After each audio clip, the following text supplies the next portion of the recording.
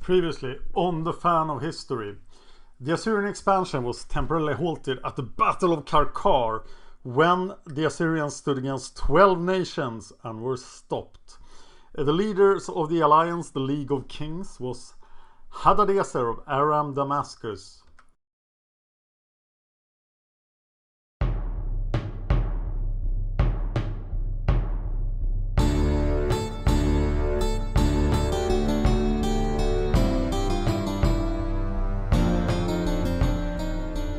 To the Fan of History. I am the Fan of History, and we are going to talk about the years 853 to 850 roughly, part 2 of the 850s BC.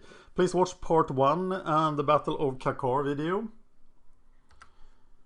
In 853 BC, this guy, Shalmaneser III, is the king of Assyria. Chosen of the god Ashur, he speaks Ashur's will to the Assyrians. But after the battle, which he did not win, but did not lose either, Shalmaneser returns to Nineveh, which he seems to favor over his father's new capital at Kala, and he receives a call for help from an unexpected frontier. The only frontier he is not at war at. So, civil war is raging in Babylonia. Babylonia is southern Iraq today, and Assyria is northern Iraq. And the great king of Babylon, Nabo-Appli-Iddina, died in 855 BC. He had a designated heir, Marduk-Sakir-Shumi, but another son of the old king also claims the throne, Marduk-Bel-Usati, and he has strong support. So civil war is ravaging Babylonia, and the two major barbarian tribes in Babylonia, the Kassites, who have been in Babylon for a long time, and the Chaldeans are pretty new on the site. They might both be helping the usurper. It is not clear who is actually helping him, but you'll see that Shalmaneser thinks that the Chaldeans absolutely were helping.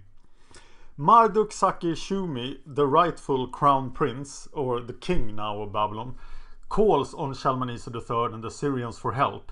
And the reason he can do that is that Shalmaneser made a very solemn pact with Nabo-Appli-Iddina, the old king.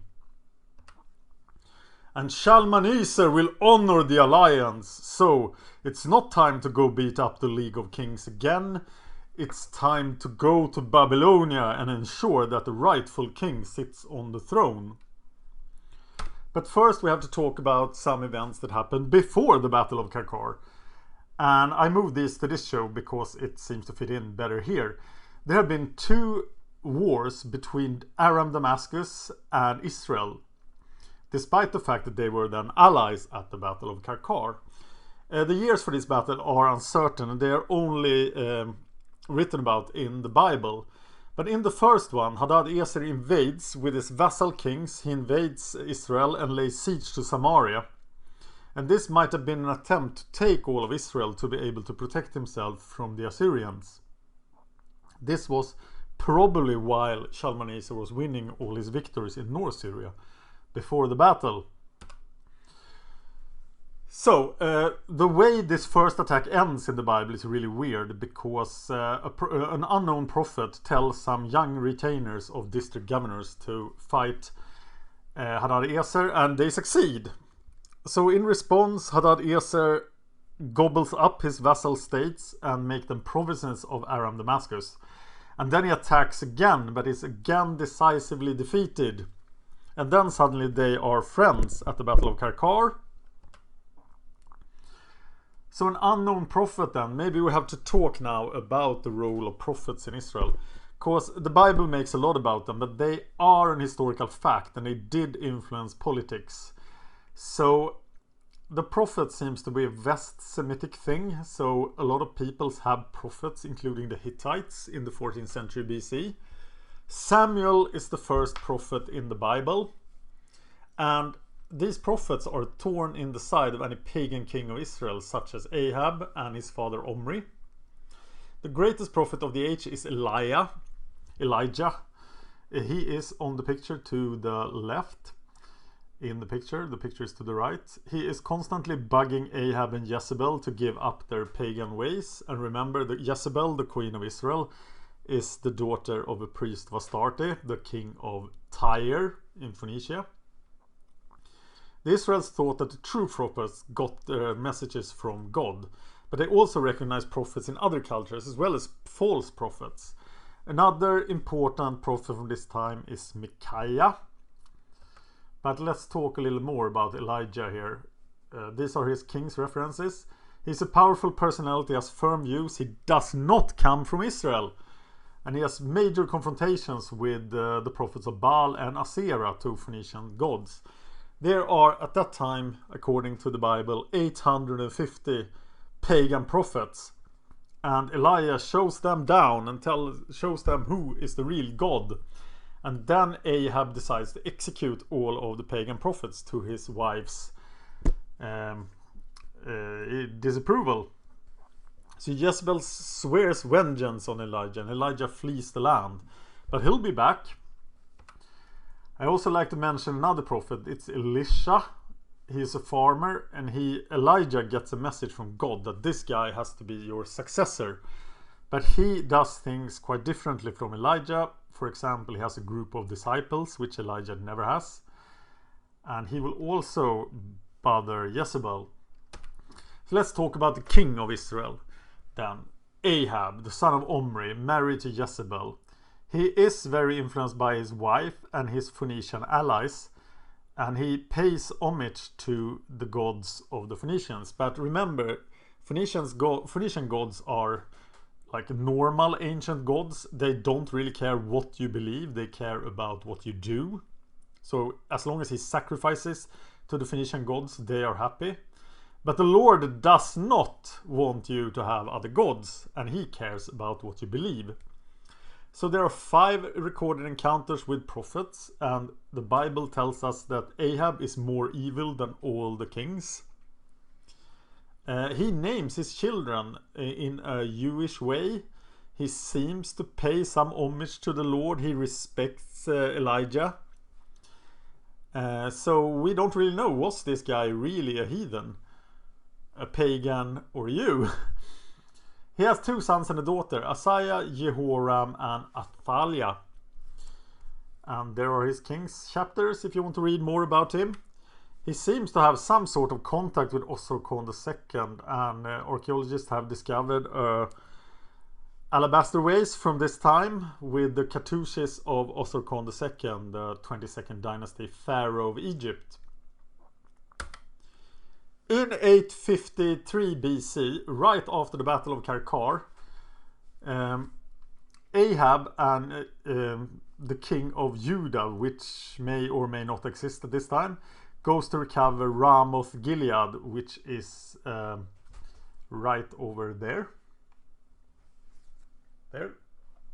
From the Arameans in Damascus.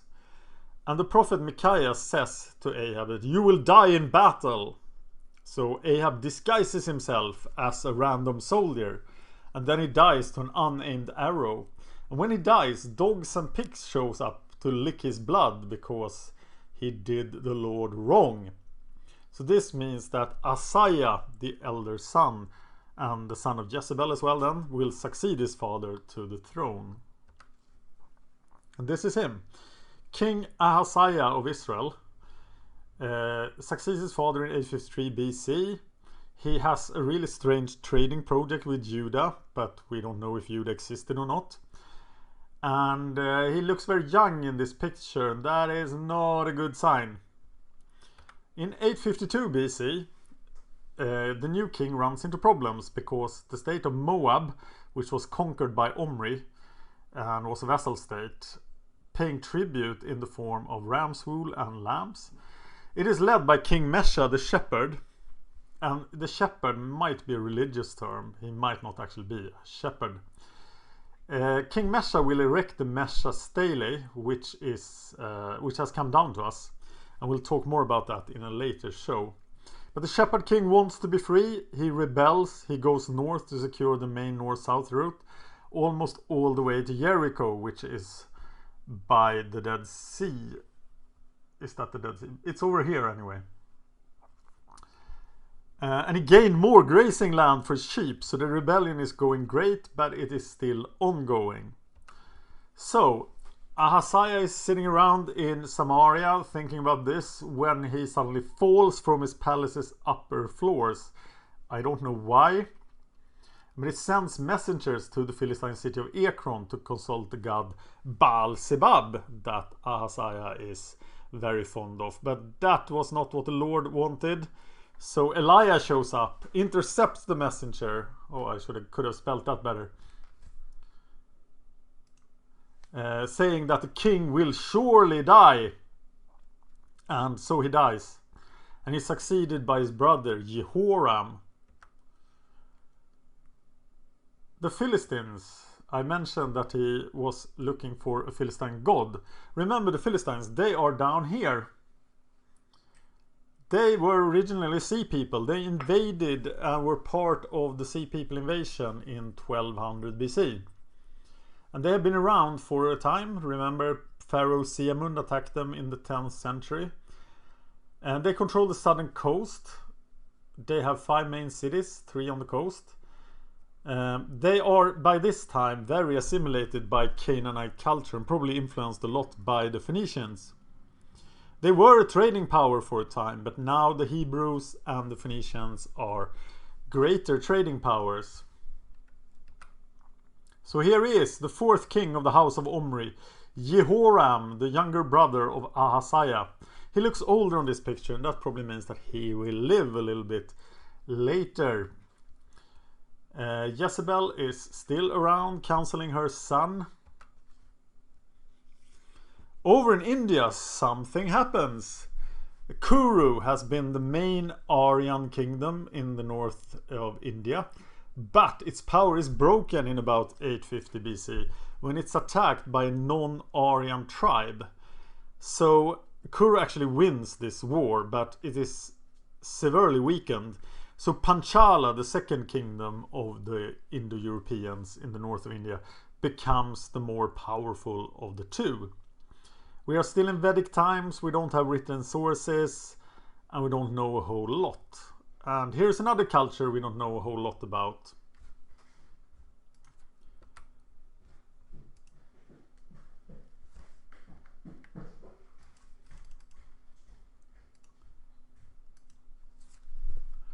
The Olmecs, they are still around in Laventa and in most of their area, but their important city is Laventa. And both the Olmec and the Chavin really high points when their civilization are at its best. They are beyond 500 BC and I might not cover them at all. But I repeat myself a lot when I talk about the Olmecs and the Chavin because we know so little about them. So I'm going to introduce the random fact to every decade. I will tell you one random fact about the Olmecs and about the Chavin every episode. So here is the random fact this time. Olmec actually means dweller in the land of rubber. And this is a term given to them by the Aztecs, or given to the people living in the old Olmec area by the Aztecs much later.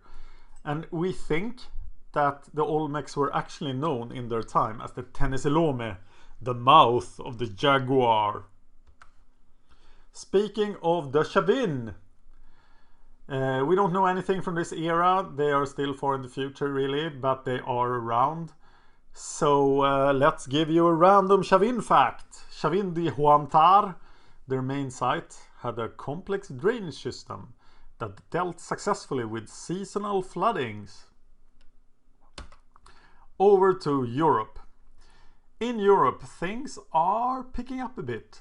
The Villanovans are around in Italy. There are Phoenicians colonizers, but the Phoenicians, they will colonize focused on trade, whereas the Greeks later will colonize in another manner. We'll talk more about that later. Attica, the peninsula of Greece where Athens is located, has a modest heyday for maritime trade, so shipping is picking up. You should check out Greece in the early 9th century video because this is the last video to which it is a good companion.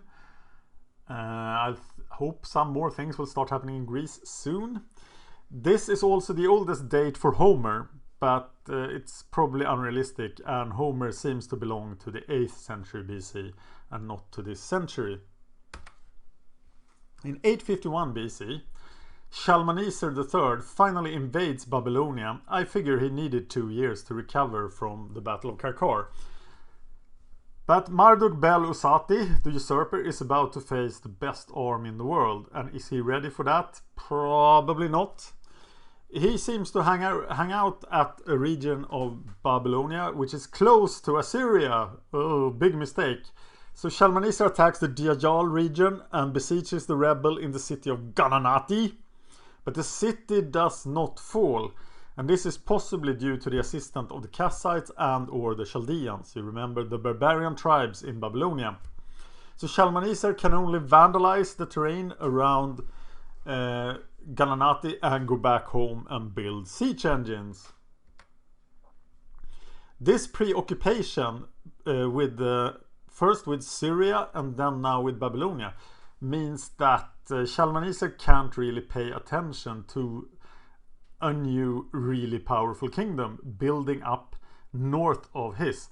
In a natural fortress around Lake Van, this is the Nairi Sea on this map, Aram, the first king of Urartu, is building a powerful nation. He's using it based on Assyria.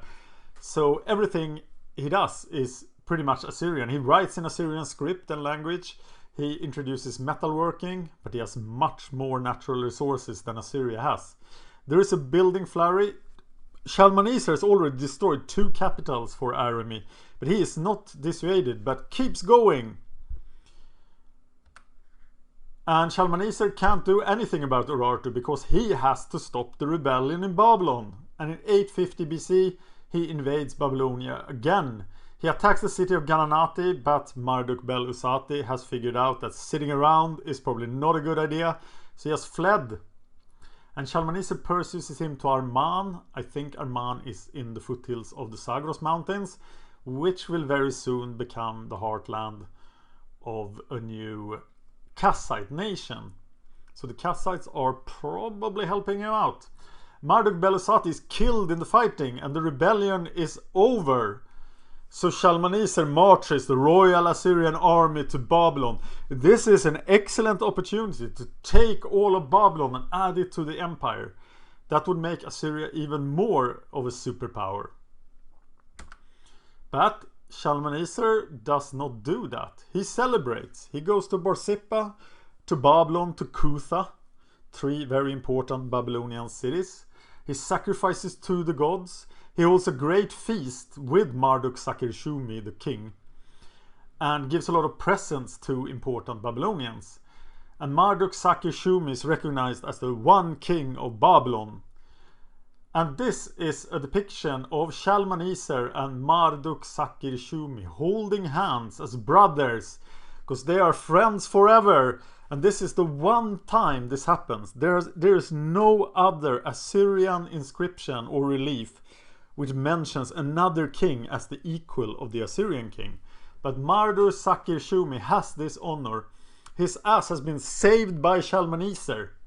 And the Assyrians have done what looks like a good deed here. But one thing remains to be done for Shalmaneser before he can return to Assyria. He has to punish the Chaldeans. They back the pretender and he attacks them. The 3 major tribes of the Chaldeans are all defeated. And they control important trade routes into Elam. And this is the first major mention of the Chaldeans in the historic record. So the Chaldeans really got beat down, and their role in the governing of Babylonia is very unclear. But now they are a bit more humble, at least. But Shalmaneser has not forgiven the Kassites. And at this time, the Kassites become independent. They leave Babylon pretty much and stop interfering. They do interfere, but they stop being a part. There's been many Kassite kings of Babylon. But now they sort of, we're done, we're leaving. So they build a nation called Namri. And Namri is located in the foothills of the Zagros mountains. The Zagros mountains run here. So they are now bordering Assyria, and to their north there is another new kingdom formed by Assyrian pressure, and this kingdom is formed by the Manians. The Manians are one of the peoples in Iran at this time, and they have had a lot of pressures from the Indo-European migration.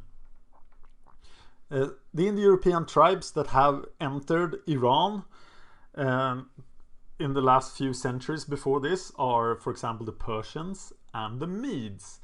But they will be ruled by the Manians, or at least pay homage to the Manians. They seem to be related to the Urartians and the Hurrians, which are now long gone, and they seem to be indigenous to Iran compared to the Indo-European peoples. They are mainly a settled people that breed cattle and horses. And remember, Assyria wants horses. They have a capital at Isirtu. It's down here, and that will now become a target for Assyria. But this is another expansionist state forged by Assyrian pressure that is right next to Assyria. You notice how close this is to the Tigris. And Namru down here is then the new country of the Kassites. So Assyria now has even more enemies on their border. In the next episode we are going to start to talk about the 840s BC. So Assyria has enemies everywhere. So what will Shalmaneser do? He started by expanding the empire into North Syria, but now he has fought defensive wars. He lost, no, in the battle. He didn't win the Battle of Qarqar, and then he went to save an ally. But will he now expand the empire or fight defensive wars? We will also see Jezebel and the whole Omri dynasty meet their ends by the will of the Lord, and we will meet a king of the Hebrews, who probably is the one who invented David and Solomon and the legend of Solomon's golden united kingdom. I will release this show on August the 4th of 2014. Please discuss the show with me on YouTube or on Facebook. We do have a web page now as well. I'll include that in the show notes. There you can find the Fan of History podcast, which consists of me and Kevin talking about more in depth about every decade actually. And it's a chance for me to correct mistakes I make, because I'm just a fan of history, so I will make some mistakes and I'm happy to be corrected. Please subscribe, like and share, because it helps to keep me going.